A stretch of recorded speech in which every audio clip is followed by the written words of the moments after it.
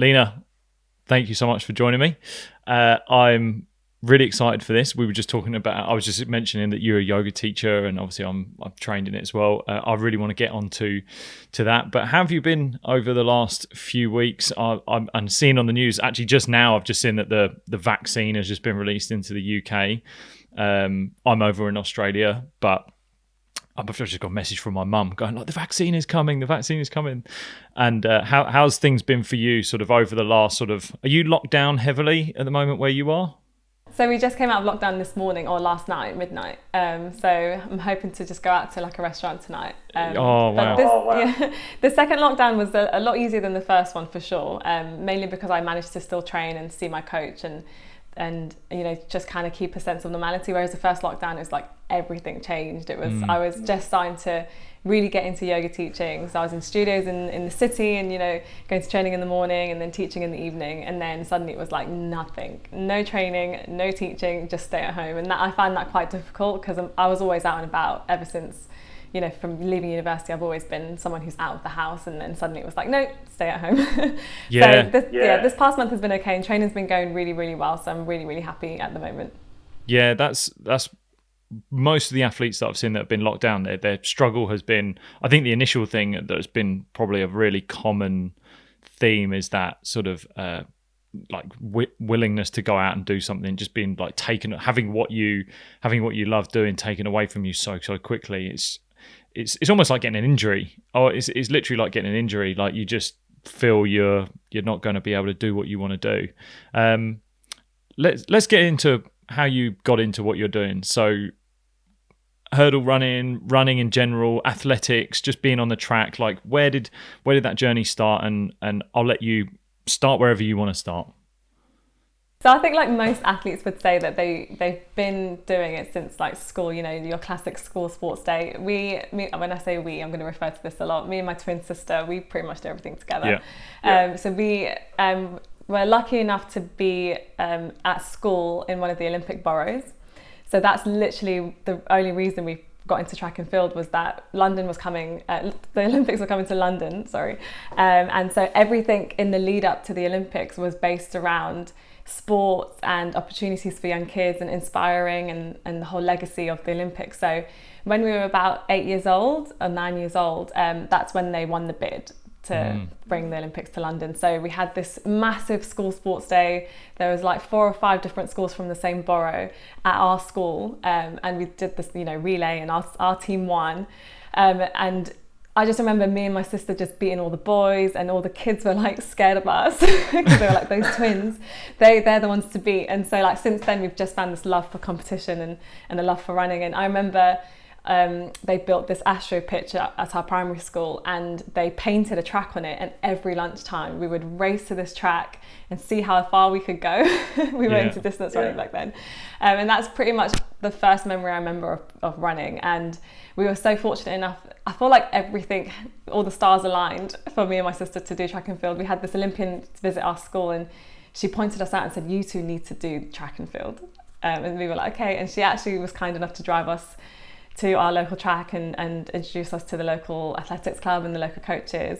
So we just kind of, you know, dabbled into that. We did, you know, district competitions and stuff, but it wasn't until 2012 came to London when it was finally here. We were 16 at this point. We were again fortunate enough to volunteer at the Olympic Games, which was a huge opportunity, and it just so happened to be the right place at the right time. You had to be between 16 and 18 years old. We ticked that box. You had to be living in one of the London boroughs. We ticked that box, and then we managed to kit carry for amazing races such as Jessica Ennis's 200 metres in the heptathlon. I kit carried for the 400 metre hurdles men final. I was like, wow, this is a great event. So everything was kind of, from that moment, that's when I was inspired to like take it seriously and try to train as a professional. And then about 3 years after that, so when I was 19, I had my first GB best. So yeah, it was a whole whirlwind journey to get to that point. That's such a real interesting moment that you had, like that almost on-field experience with like Jessica Ennis and I think even when I was playing, like as having turned into a professional cricketer, I can literally remember when I was at a cricket match. I was at the ground, and like I was getting play, and cricket's a great sport because you can interact with players very easily. It's not like football or rugby where there's kind of like once you've got the pitch and the boards, the advertising boards, like you can't really cross that. But in cricket, sometimes you can actually just jump over the boards and go mingle with the players like at certain breaks and stuff like that. And like you can run on and grab their autograph, and like you can just mingle with them. And that was like a real big moment for me of wanting to become a pro, and that interaction that you get, and that motivation and inspiration that you get from just interacting with them straight away is such a big moment. But also then that internal motivation has to come eventually. Like it's not that one thing is going to drive a full career into representing your country or going to the Olympics. It's not going that isn't going to take you all the way, but it's a great ignition. It's a great moment. Like I think how much of your journey in that sense, or how much of the blend was the motivation from yourself, but also the competition between maybe, did you have sibling rivalry? Did you have competition between you? I get asked that question so many times. Yeah, it must be a big one. It's quite interesting. I think like some siblings have like this rivalry where it's like you want to beat your sibling, you want to be the better sibling. But for us, we've always been so close. I mean, we're still the best of friends, and it was more of a let's push each other. So when we don't train together anymore, but when we did train together, we knew our strengths and weaknesses. I was better at the endurance stuff. She was better at the speed stuff. So anytime we had an endurance session, it was her trying not to let me go too far away and me trying not to let her beat me. And then it was the flip side. When it was speed sessions, I would make sure that I was in close contact, but at the same time she would make sure that I wasn't beating her. So it was kind of this almost motivating kind of pushing each other rivalry, as opposed to like, you know, I want to be better than you. And to be honest, I would always say if it wasn't for my sister, I wouldn't be in this sport. I've had so many setbacks, and she's always been there to kind of say, look, if I can do it, you can do it, like don't give up and stuff like that. So it's a really, really positive kind of relationship that we have, and I'm so happy that she's in the sport as well. Yeah, I agree. Like I've got a younger brother who's only 14 months younger than me, and we both grew up playing the sport together. I think it's you're like a team at some stage. You're literally like a team, and I think when one of you, as much as we did have a big rivalry because we kind of just wanted to compete against each other, but you do end up having, it's such a nice thing to have that other person there almost in the seat with you and doing it. And that's why I always find it interesting for like single siblings, like the siblings are on their own, like only childs. Sorry, that's what I was trying to say. And I think that's a little bit of a different dynamic for them, but so nice to have someone else in your corner just taking the hits with you and also the highs, enjoying the highs with you as well. Like that's for sure. So when did you kind of know the discipline you wanted to do? What was there a moment was there a multiple, because athletics is such a broad scope of things that you could do, and when did it become real specific, and can you remember a moment that you kind of niched it out? For sure, yeah. So both me and my sister, because we used to run a lot at school, our teachers assumed that we were distance runners, and we come from an East African heritage, so again they assumed that we were distance runners. So they would enter us into like the district cross country champs. So that's what we did first. We were cross country runners, and only cross country runners. We didn't want to be track athletes. And then eventually it was kind of like the older I got, I realised that I couldn't run that far very efficiently. I think that's when I realised that you need to find a niche. I went down to the 1500, then the 800, did the 800 up until I was about 17, 18. And then when I was 18, I used to hit a wall about 500 meters. And I just thought, you know what, let me just try the 400 meters. I think I realised that I was quite good at the 400 meters the first time I did it. I was put into a race with, older athletes, and I was only about 16, 17.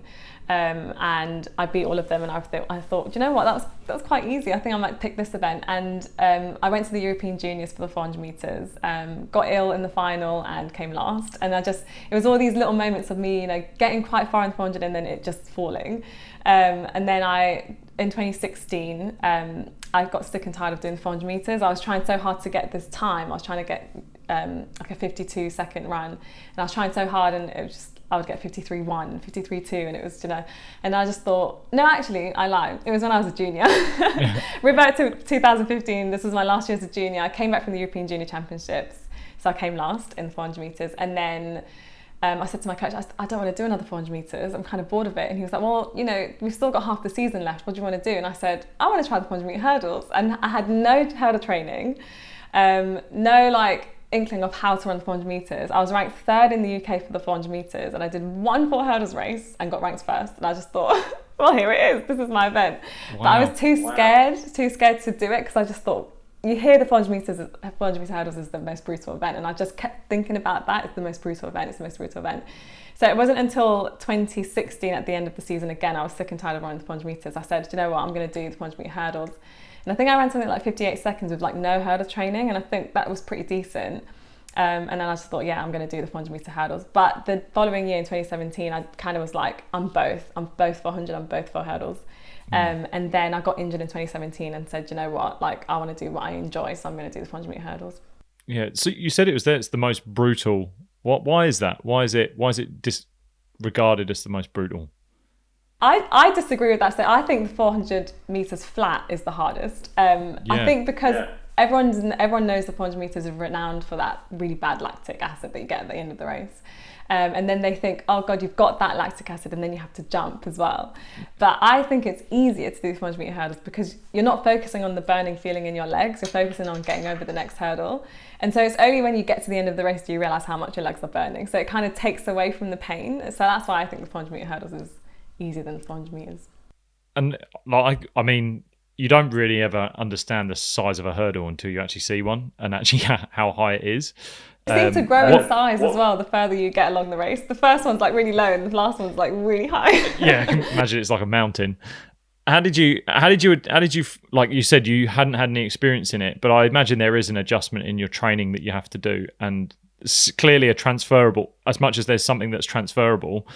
Do you have any idea like why you think you just kind of suited it, or why it became a little bit easier than maybe most will get into something like that? Yeah, so I think with the 400 meter hurdles, you've got to have some element of endurance. Yeah. And I think coming from a cross country 1500, 800 background, I had that kind of strength. So I remember like starting the race, and I pretty much stopped at the first hurdle, jumped it, and then ran again. So it was this kind of almost like a fartlek type race that I ran. Yeah. Stop and start. And so I had the strength to just like keep accelerating through the race, which was honestly, I wish I had a video of it because it was the worst way to run a 400 meter hurdles. But I think that strength kind of showed in that event. You do need to have some element of endurance in the 400, but it's mainly speed. And I feel like speed is my weaker area. Right. So I think that's where I really started to shine, was in the 400 meter hurdles, where you kind of need that element of endurance. You must have like an element of consistency in what you do as well, because you have to, I'm only assuming, but you can tell me if I'm wrong, please, is that the section in between every hurdle, that run in between every hurdle is the same amount of steps, or talk us through what you're doing there. Yeah, so every hurdle athlete will have a stride pattern. So it's kind of the number of steps you want to hit per hurdle. From men, it's slightly different. They can keep it consistent the whole race. With women, we do tend to drop off a little bit sooner. So you do so my stride pattern at the moment is 15 strides between hurdles 1 and 5. And then I drop down to 16 all the way home. That makes sense? Right. Yep. Yeah, so every hurdle is 35 meters apart. So you try to keep consistency. I'm trying to stretch out the 15 strides next season, so working on that through training. Yeah, so you want to try to keep the same number of strides for as long as you can. So I went from 3 to hurdle 3 last year to hurdle 5 this year, and I'm hoping to go to maybe 7 or 8 next year.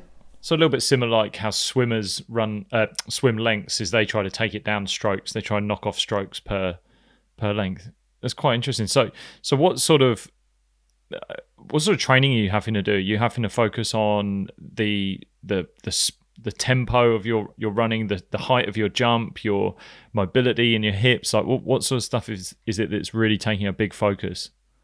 So all of the above really. So I really love training for the 400 meter hurdles because we do everything. We do the speed work, we do acceleration work, we do endurance work and hurdle work, and then obviously the gym as well. So every day is different for me, and that's why I think I enjoy training, because it's like so varied. But my main focus this year is to work on my speed.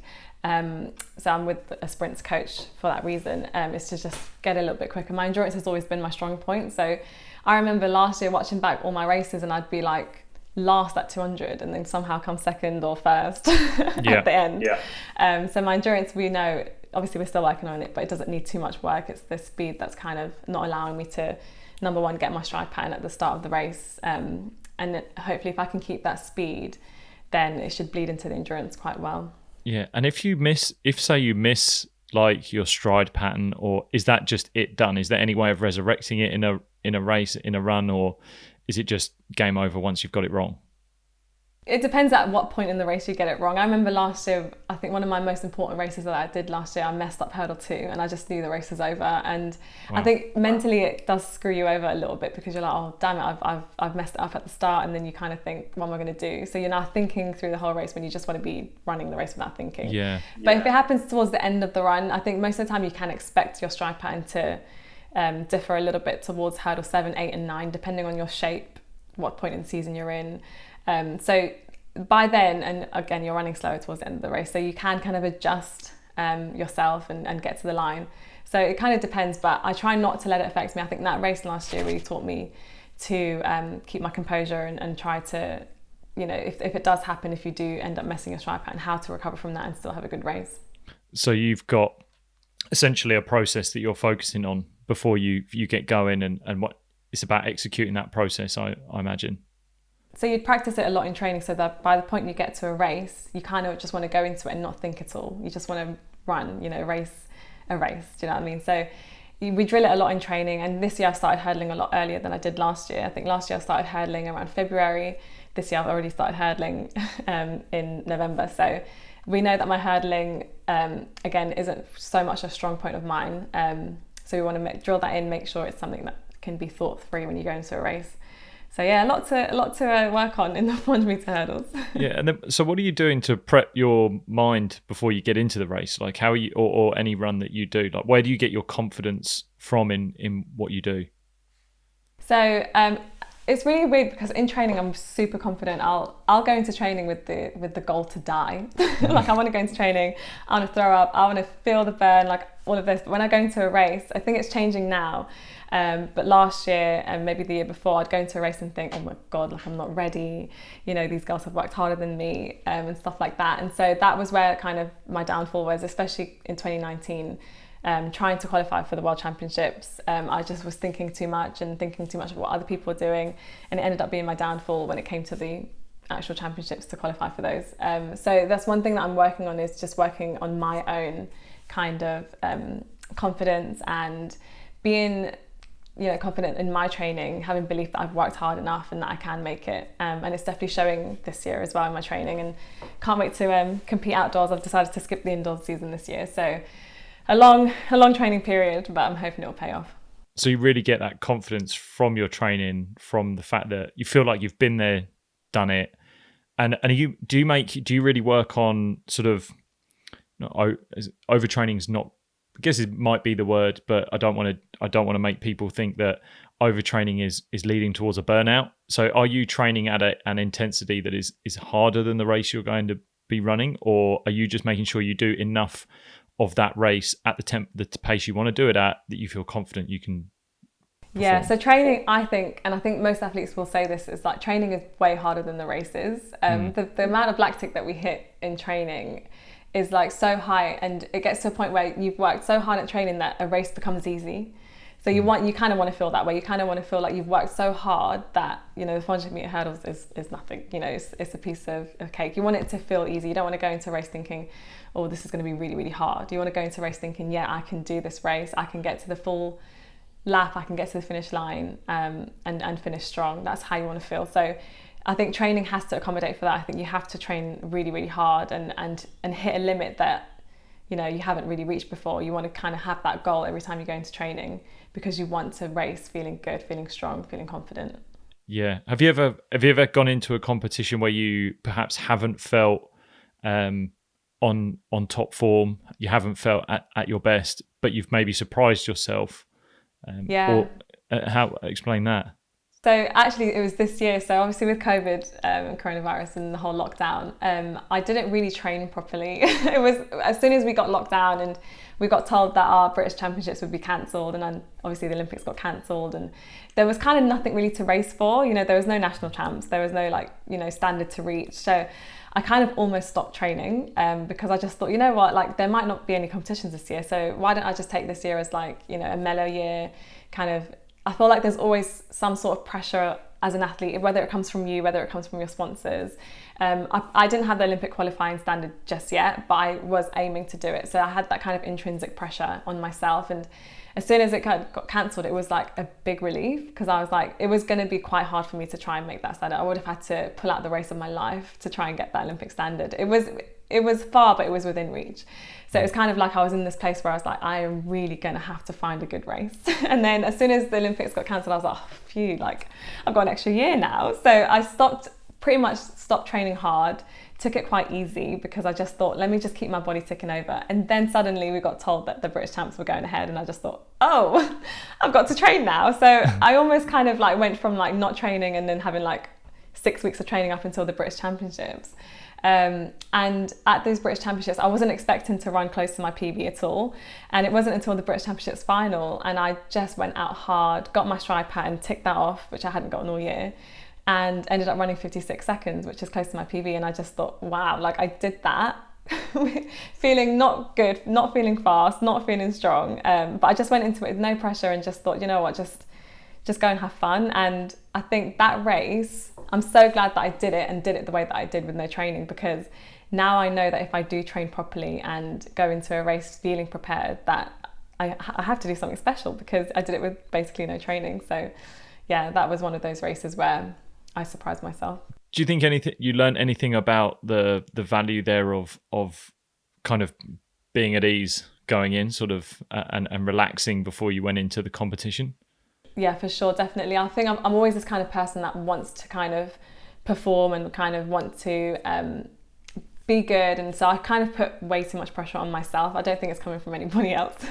And so it's almost, I feel like I go into a race trying to prove myself, and I don't know who to, but I try to prove myself, and it ends up not working in my favour. I'm quite stiff, and shoulders are high, and, really, really tense. And I went into that race going, I kind of knew I was going to medal in that race. I didn't know what colour I was going to medal, but I knew I was going to medal, so I just had to be in contention. And I just remember thinking, when you get to the home straight, and I know I'm so confident in my finish, so I was like, if I get into the home straight in first, second, third or fourth, I've got a medal, because I can literally kind of boost off of the last hurdle and fight for the line.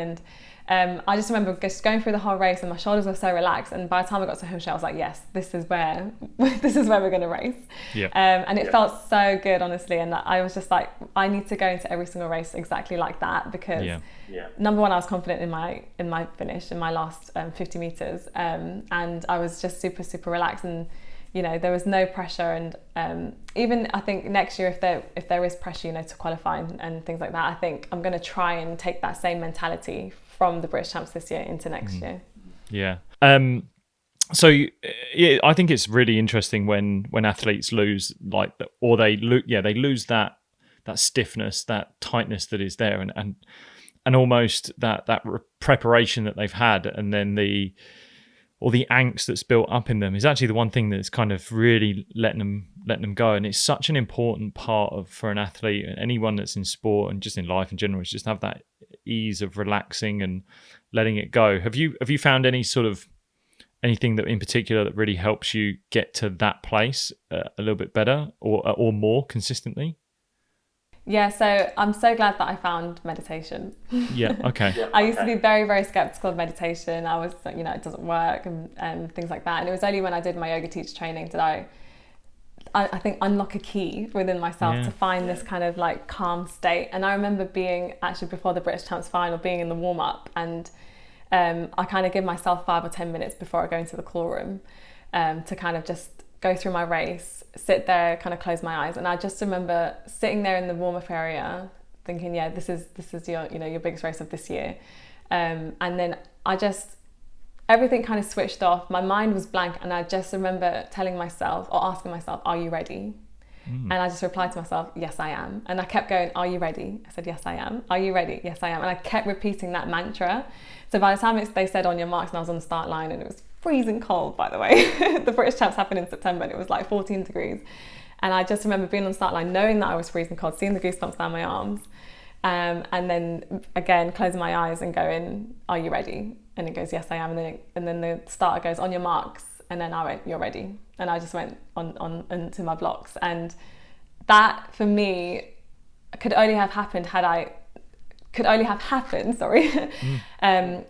through meditation, and through me kind of practicing my meditation practice throughout the whole year. From October last year, you know, I kept that kind of calmness and that kind of serenity. And I think your mind kind of knows how to get into that place quite quickly once you've practiced meditation. So when I'm in the call room and I've got 5 minutes left till my race, I can tap into that quite quickly and find this kind of calmness and relaxation. Yeah, you said you struggled with it, or you were apprehensive about starting. What were your apprehensions about getting into meditation? Because I know what mine were. Every time I would try to, you know, you hear people go, you know, clear your mind, settle your thoughts, and I could never do that. I'm one of these people where my brain is always kind of like moving at 100 miles an hour. I would always try to sit there and meditate and go, oh, I haven't done this, I haven't done that, let me go do this, and then just not meditate. And I just thought, it's impossible. Like, how are you supposed to calm down your thoughts and calm your mind?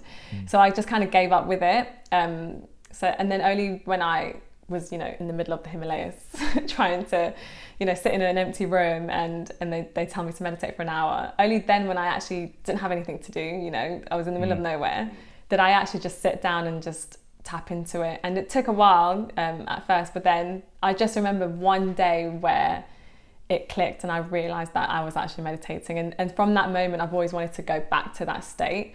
So now every time I meditate, it's quite, I let go of that, you know, I can't do it. I can't calm my mind and just relax. Yeah. Is the way I had so many hesitations of getting into it. And I had that moment on my teacher training. Again, I was in Hawaii and again, I think it's about the places of being, whether it's silence or just connected to nature, whichever one it is. But the ultimate thing that you get is that self-awareness of the state that you can get into, and then kind of what got you there. And once you've experienced it, I feel like that's it. That's like you said, it was a key that unlocked, and then that's it. You've recognized it. And as weird as it sounds, like once you get to that stage, you end up looking around at people and you're like, oh, they haven't unlocked it yet. They haven't seen it yet. They haven't recognized it. They're still in, you don't want to say bubble, because I think the world we live in right now is the wrong word to use for that. But it is, you're right. It's that key you've unlocked and you haven't recognized that state. And I think it's so important for athletes, but the barriers are so big because of either the connotation that it gives when you're doing it, the idea that you can get it wrong, because athletes want to get things right all the time, and I guess probably essentially the stereotypical stigma that's around it of the type of person you need to be in order to do it. Those were massive things that were going through my mind, especially as a man. I think it was much harder to sit there, be still, and be seen to be looking within than to just go out and have a run and go and do something physical and move and probably punish my body wrong way. I think for men, I think it's quite difficult because I feel like society expects you to almost like vent out your anger. So, you know, go do a boxing class or do something. Don't meditate, you know, that's for hippies and you know, probably girls. Whereas like, I think it's so important for everyone. It doesn't matter if you're a man or a girl or a child or an old person. I think it's important for everyone. Was it through yoga that you found it, or did you find meditation first and then yoga, or was it? For me, it was yoga. It was the movement. I wanted to fix my physical body first, and then I found meditation. I found that after, because I found the sort of, the yin and yang. I found the tension release that I had in my body, and then suddenly my mind felt better, and I was like, oh, this is, give me some more of that. Like it's meditation that's doing that. Cool, that's what I want. What was it? Was it a similar experience for you? Yeah, for sure. I mean, if it wasn't for my teacher training, I wouldn't have found meditation. So I think in that sense, it was because of yoga that I found it. But even now, like, I find that I meditate way better after movement. So I remember teaching classes in the city and knowing that when I finished my class, this studio was free for like an hour before the next class. And every time I'd finish teaching, I'd just always have this strong sense of wanting to meditate. So I would wait for everyone to, leave the class. And then I would sit there and meditate for a little bit. And I always found that was my strongest point through meditation. And it was a time where I knew that I didn't have anything to do afterwards. So I would just sit there and meditate. So for me, definitely through movement. And every time I do want to have like a big meditation session, so if I know, today I want to meditate for like 45 minutes, half an hour, I'll do a little bit of movement first, because I feel like it does settle the mind, some slow movements, and then sit down and meditate. So I mean, essentially yoga was designed anyway to make you stronger at meditation. I think that's a big thing people a big misconception with yoga is that people think like, the movement is a part of it. Well, actually it was built in order for everything is leading up to just making meditation better. Like, meditation is yoga. That is what your aim is. So the movement, it was like 6 postures to start with, and it's all to make you sit better, just designed to make you be able to sit better. Because how many athletes I know plenty who just can't even sit with their legs crossed. Like so you go, right, well, the physical doorway, there it is. That's what you need. That's how to get into it. And that was actually one of the first restrictions of my meditation practice, was when I went to my yoga teacher training, I wasn't that flexible at all. I was a little bit mobile. I mean, I think I'm cheating because I've got hypermobile hips, but flexibility wasn't there. And I remember sitting there and they said, okay, we're going to sit here for an hour. And like 10 minutes in, I was like, gosh, my hips are burning. So now you're thinking of your body being in pain as opposed to like finding meditation. So that definitely is a restriction for sure.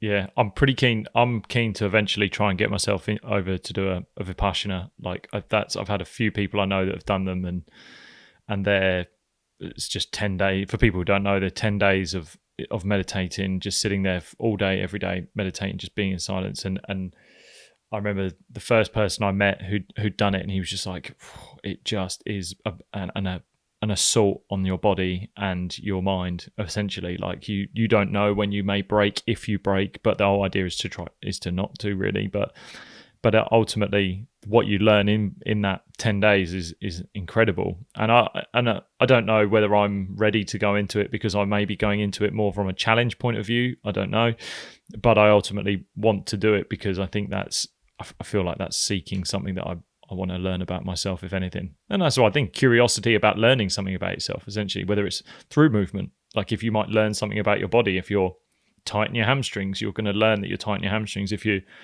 still your mind for 20 minutes or even just 10 minutes or 1 minute, you're going to recognize, oh my God, I was actually really hectic in my mind. Everything was chaotic. And then that shows that night and day. Yeah, oh my God, that sounds brutal. But I think even the fact that you're aware that the reason you're going into it is because you want that challenge, I think that's such a big thing. I think that just shows, how aware you are and how you want to actually experience that. Yeah. It's constantly going on in my mind. They definitely do one down the road. Like, so keen to get it. Have you turned yoga or meditation into a daily routine? Like, do you have a set daily routine or practice that you do to set yourself up for, I don't want to sound like an American advert, but like success, but you're setting yourself up for your best day that you can possibly get to? Yeah, for sure. And I think one of the things that number one, coronavirus has helped in is the fact that I can actually, like through no choice of my own, be a full-time athlete this year. I've never been a full-time athlete. So, now that studios aren't open, I've basically got no job. So I'm now a full-time athlete, which for me, I've always kind of wanted to try it, and I'm going to continue it going into the summer, obviously being an Olympic year. And so I set myself like 5-10 minutes in the morning to meditate and set my intentions for the day. I train every morning. So it's kind of like, let me do this before training, set my intention. I know what my training session is. What do I want to achieve from this training session? So it's kind of like meditation / intention setting / goal setting. And that's really honestly carved a path for my training. It's changed so much. And I think that's one key that I was missing was, why are you doing this? Why are you going into training today? There's bigger goals, but there's also smaller goals. And for me, just kind of becoming in touch with those goals again. I used to do it as a junior, but then I, for some reason, lost connection with that. And so now it's kind of a really, really important part of my day. And just want to reap the benefits from it in the summer. So it's definitely become a big part of my day. And also kind of towards the end of a training week, and also like the week away from training, I had a really stressful week last week or 2 weeks ago, and I sat down, I said, oh God, I need to meditate. And I meditated for almost an hour. And then I was just settled, and I was ready for the next week. So it's definitely a huge part of my life. And I think it's going to hopefully show. Did you said your teacher training taught you, did you start at a high time frame? Did you start sort of 45 minutes to an hour, or did you work your way up? So the first ever session that we did, I think it was like just an hour, just sit there. That was your first ever one that you had done? That must have been... Yeah, but I don't think I was meditating. I was literally focused on my hips burning and my back's killing me and things like that. And then we broke it down. So the next day we did like 10 minutes at a time. We also incorporated some breathing techniques into that as well. And then we built it up, and I think we ended up building it to this like beautiful meditation in the evening. And yeah, that was when I found the key. Yeah, and you spoke about intention setting. I found, and this again was the chimp mind of mine, was I really got triggered by the word intention. I think it was because, again, for a man, like intention felt feminine, it felt softer. So I actually was like, but I want to do this. I feel like this is what I want to do. So for me, I actually just changed it by saying that at the start of the day, I'm either goal setting or commitment setting for the day. So what am I going to commit to for today? So is it, and it could be something very simple, like everything I'm going to go into, I am going to commit, I am going to dedicate myself to it. And the goal of today is to just make sure at the end of the day, I'm committed or dedicated to whatever it is I'm doing. And ultimately, it could even be, I've done it where I've even said at the end of the day, I just want to make sure I get to the review process of my day. And that could be, whether am I going to set my plans again for tomorrow, set my goals for the next day, but whatever it is, like just get myself to have something, to have that commitment and drive. Yeah, I think you just fully like hit the nail on the head on like how you can personalize your meditation journey. For example, like you say that word intention triggers you, so you changed it to your own thing, and you changed it to commitment setting, and essentially it's pretty much the same thing, but you made it your own. And I think that kind of just showcases how personal your meditation and yoga journey can be. Make it your own. You hear yoga teachers always say, this is your practice, make it your practice, and things like that. And I think you just hit the nail on the head there, and just showed how you can just make it fit for you. That's why I really struggled with going to studios and going into sessions with other people, other teachers running it, because like I'm back in the UK, I'm from Brighton, so it's if you've ever been to Brighton, like there's pretty every street has got a yoga studio on it. Like it's a very unique city in that way, and we're the Green Party, so we got a lot going on, and you can't really find that your own session sometimes within another teacher's session. And you'd experience this, like you set your plan out of what you want to deliver to try and give the best to everyone else. But I've come up with friends who have gone into and especially male friends, they've started yoga, but they went into they say, well, I tried yoga, it just wasn't for me. But you dig a little bit deeper into like, well, how many yoga like studios did you go to, or different teachers you tried? This one, I went to one and it just got a bit crazy and just wasn't me. And I'm like, well, you just found one that wasn't for you. Like, well done. Like, so it is about creating your own, like there's no right or wrong. There's no right or wrong. Your own spin on it. There's nothing there that's gonna ruin it for you, because it is yours. Like no one can take that away from you. If it gets you in the right state, who's to say it's wrong? Exactly, yeah. And that's what I always try to highlight, especially when I was teaching, was, take it where you want to take it. This is your practice. And I'd always try and offer places in the practice where you can do what you want. So, okay, let's now work on inversions. You choose whatever inversion you want to do. And then I would, showcase how to get into a headstand or a handstand or a forearm stand. But yeah, it was kind of like, I loved, people would ask me, do you hate it when you're teaching a class and someone does something else? I'm like, no, I love that, because they're doing what they feel like they want to do. So I always loved it when I teach a class and see everyone doing different things. And I think that's one thing that I think as a teacher is a kind of responsibility, or something that you want to strive to do, is to help people find their practice, not help them find your practice, as in my practice. Yeah. I'm here to help you find your practice. So I think that's one thing that I try to strive for as a teacher.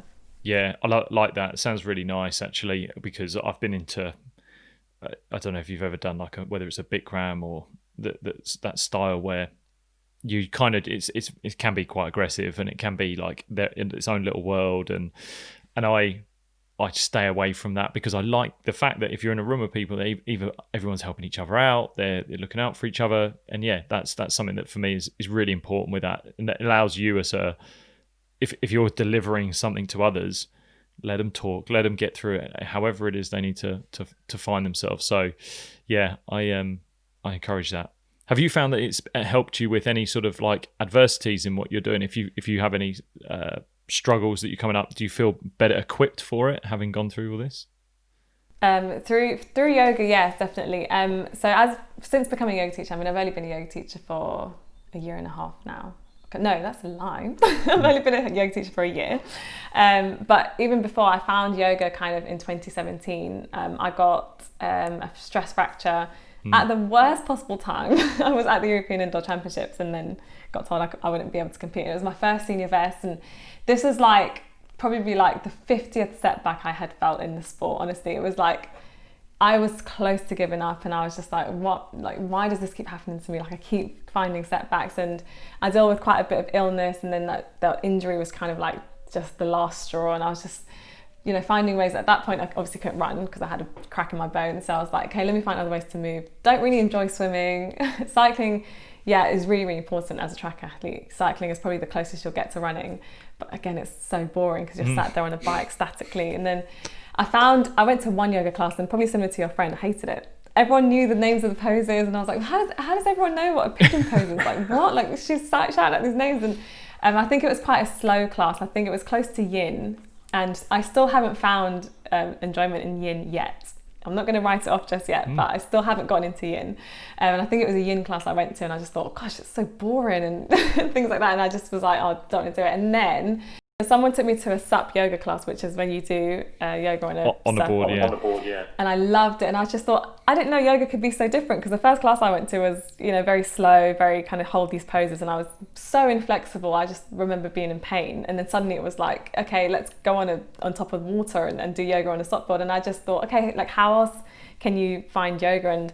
And then I kind of went through my journey, kind of found Ashtanga and power yoga and vinyasa yoga, and that was kind of my forte. I loved that side of yoga, and yeah, it kind of helped me, number one, deal with the injuries and the setbacks, and yeah, find a little bit more enjoyment, and yeah, just take away from the intensity of the sport. And when I did eventually go back, I was just kind of fresh, and when I recovered from the fracture, I was in a different mindset, and very happy to be back. The last few things I just want to talk about is all of this has been really interesting about how you got into yoga and where everything has gone with that, and now you're teaching it. Have you got any other escapes that you use outside of your sport? Is there something else that you do that you enjoy other than whether it's yoga or running or? Yes, I always I use this phrase a lot with like my friends and family. I always say I need to revive my soul.